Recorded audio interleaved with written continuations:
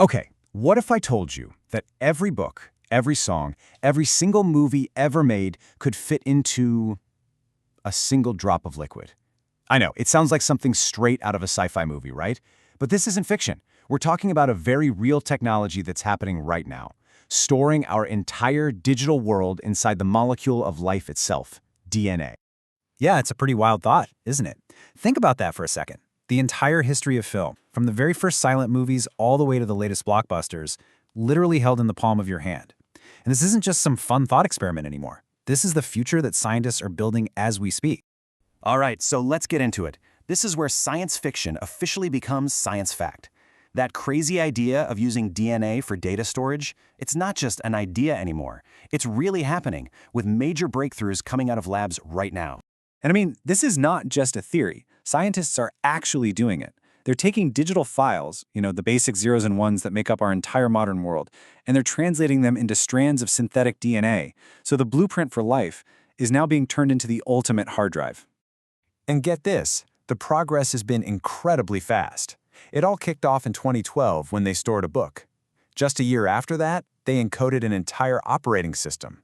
But the real game changer was when they stored that iconic 1878 film, Horse in Motion. That was the proof that, yes, you can archive moving images and molecules. And by 2017, they'd already scaled up to a full-length movie. Okay, so we know it's possible, but how? How in the world do you take a digital movie file and write it into a strand of DNA? Well, it all comes down to a simple 4-letter code, and the process is actually, surprisingly elegant. So at its heart, this is really just a translation problem. Think about it. Computers speak in binary, a language with just 2 letters, 0 and 1. But life speaks in a language with 4 letters, the chemical bases A, C, G, and T. DNA data storage is basically the Rosetta Stone that connects these two completely different worlds. And the way it works is actually pretty straightforward. First, you take any digital file and break it down into its raw binary code. Then a smart algorithm takes over and maps those zeros and ones to the DNA bases. So, for example, 00 might become A, 01 becomes C, and so on. And once you have that long string of letters, it's chemically built, synthesized into a real physical DNA molecule, all set for storage. But wait a minute, you might be thinking, what about errors? I mean, DNA isn't perfect. It can get damaged, right? Well, to solve that, scientists borrowed a brilliant trick straight from nature's playbook: redundancy. Instead of making just one single perfect copy, they make thousands of tiny overlapping copies. That way, even if some of those pieces get lost or damaged, you can still put the puzzle back together and reconstruct the original file perfectly. It's a pretty genius solution. So the how is absolutely fascinating, right? But the why?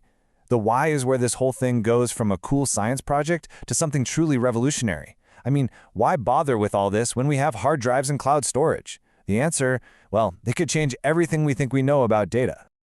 Just take a look at this comparison. To store all our data today, we need massive, warehouse-sized data centers. With DNA, all that could fit in a teaspoon. A regular hard drive might last you a few decades if you're lucky. DNA, we're talking millennia. And here's the kicker.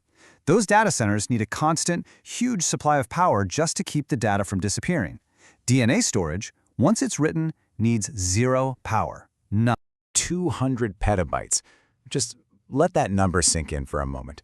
That is the theoretical amount of data you can store in a single gram of DNA.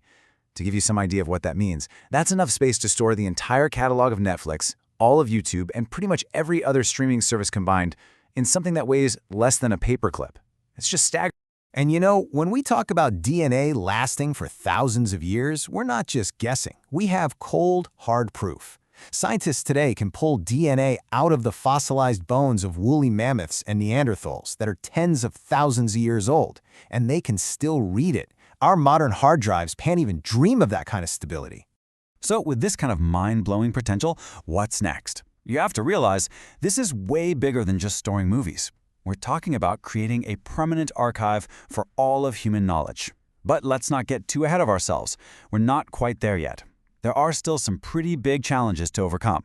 Yeah, we've got to be real here. For one thing, actually creating this synthetic DNA is still really expensive. Plus, the whole process of writing and reading the data is, well, it's slow compared to what we're used to. And trying to grab just one specific part of a file is tricky. But, and this is the big but, The costs are dropping like a rock, and the speed is getting better literally every year. And figuring out how to solve these challenges is becoming super urgent. Why? Because as a species, we are creating an absolute tidal wave of data. We're talking over 120 zettabytes every single year. Our current ways of storing all that stuff just aren't sustainable. They use up way too much land, way too much energy. We desperately need a new solution, and honestly, DNA might be the only thing on the horizon that can actually scale up to meet that demand. You know, all of this leads to a really profound thought. For billions of years, DNA had one job: store the instructions for life. That's it. But now, we're taking that exact same molecule and using it to store our art, our history, our entire culture. The line that used to separate biology from information, well, it's starting to get really, really blurry. So, I'll leave you with this to think about. Evolution spent billions of years optimizing DNA to be the perfect information storage system. So what happens to us, to our society, when our digital memories, our art, our knowledge become encoded in the very same molecule that makes us who we are?